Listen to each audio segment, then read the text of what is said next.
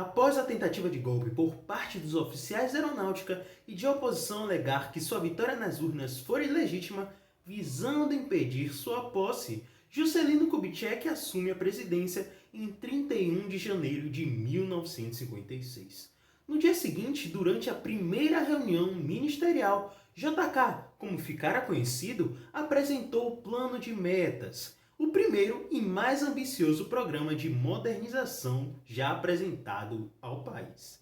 Através desse plano, Kubitschek concretizava o slogan que alavancou a sua campanha presidencial, a promessa que, sob o seu comando, o Brasil cresceria 50 anos em 5, e se propôs a executar uma mudança estrutural na capacidade produtiva do Brasil. Olá, meu nome é Samuel Nepomuceno, graduando, pesquisador e professor em formação, e seja muito bem-vindo a mais uma dose da história. Hoje a gente vai ver se Juscelino Kubitschek conseguiu mesmo avançar 50 anos em 5 e quais foram os custos desse desenvolvimentismo desenfreado. É logo depois da vinheta. Bora lá?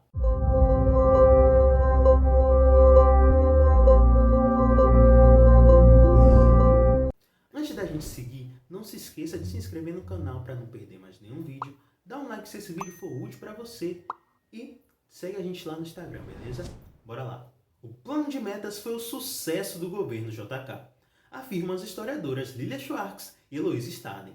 Ele possibilitou a articulação, ainda em seu primeiro ano de mandato, de uma bem-sucedida aliança entre grupos sociais de interesses muito diversos que aceitaram se unir em torno de um grande projeto de desenvolvimento econômico capaz de resumir as principais linhas de sua administração. Foram então estabelecidos 31 objetivos em 4 pontos principais. Na primeira prioridade, o governo previa designar investimentos para o setor de transportes, em especial rodoviário, e incentivar a indústria automobilística, além de investir em recursos em energia, indústria pesada e de alimentos. Nesse cenário, o Estado foi incumbido de viabilizar uma agenda de crescimento econômico acelerado. Houve então a intensificação do processo de industrialização de bens de consumo duráveis, eletrônicos e eletrodomésticos, máquina de lavar roupa, grill automático, rádio de pilha, enceradeira de 3 escovas, fogão com visor panorâmico, som estereofônico, TV com controle remoto, produtos de casa e utensílios, sabão em flocos, Detefon com pulverizador, pilhas overhead, polímeros, nylon, rayon, banon, curvinha, acrílico, napa, fórmica, vinil e linóleo. Muita coisa. Dessa forma, muitos brasileiros passaram por grandes transformações em seus hábitos sociais e de cotidiano e contemplaram essas novidades com surpresa, espanto e entusiasmos. Os historiadores descrevem Kubitschek como um homem de grande talento para negociador, astúcia política, visão empresarial e capacidade de reconhecer as qualidades alheias, além de um sorriso que ficou famoso. O presidente seduzia, argumentava, insistia. Se dizia na época que Juscelino voava com qualquer tempo e pousava em qualquer campo. Inclusive, muitos dos seus rivais não escondiam uma certa admiração. Era um político ardilosíssimo e a pessoa mais simpática do mundo, comentou Carlos Lacerda, líder da oposição.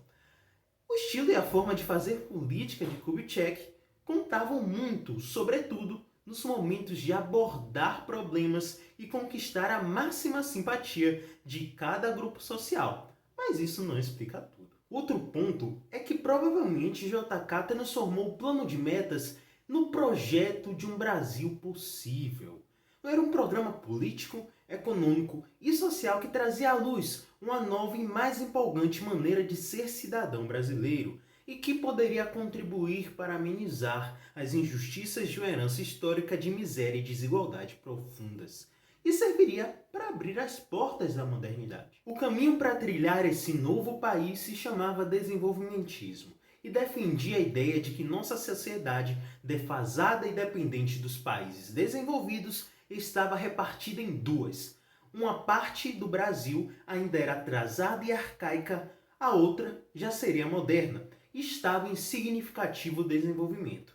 Ambas as partes, centro e periferia, conviveriam no mesmo país, e essa era uma dualidade que se devia resolver pela industrialização e urbanização.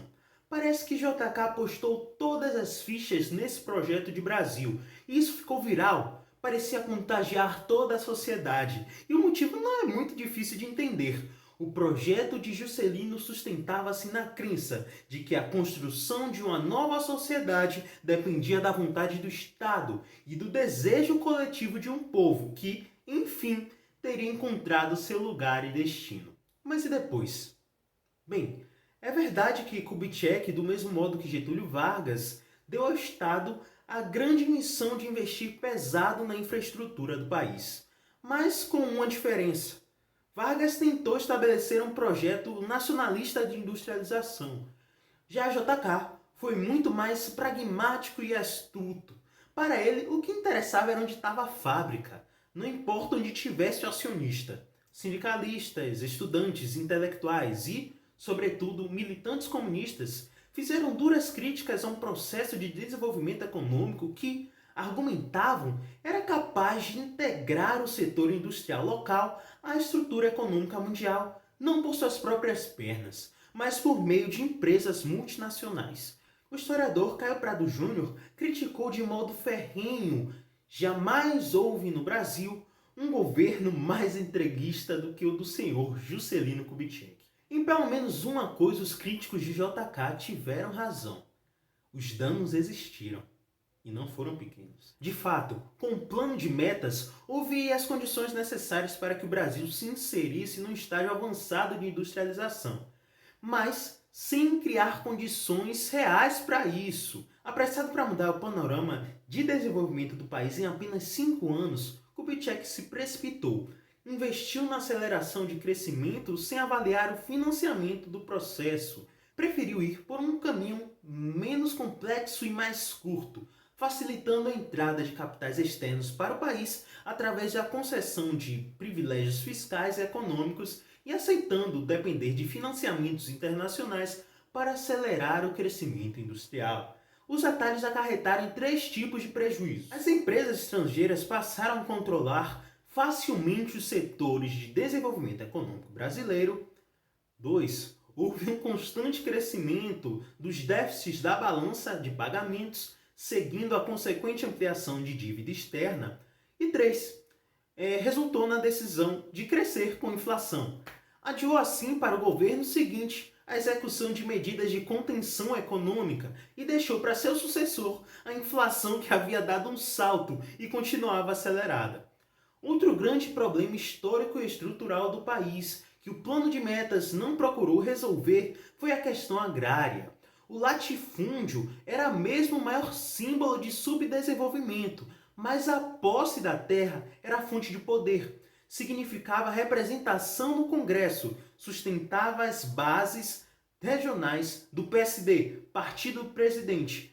Os grandes proprietários rurais sequer jamais foram ameaçados, nem mesmo por Vargas, e Juscelino era cauteloso bastante para não mexer nos interesses dos grandes proprietários.